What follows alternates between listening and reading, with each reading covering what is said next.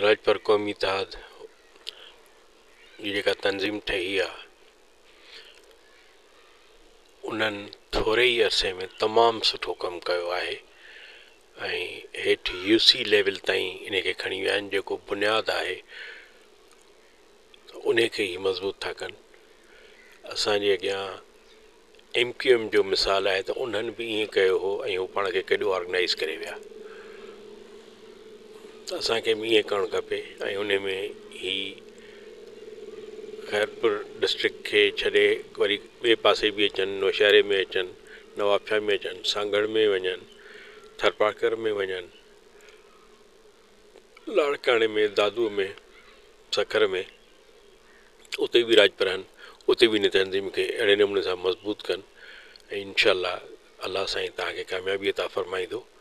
ऐं जेके अञा दोस्त रहिजी विया आहिनि त उन्हनि खे बि मां गुज़ारिश कंदुसि हिन जी मेंबरशिप वठनि।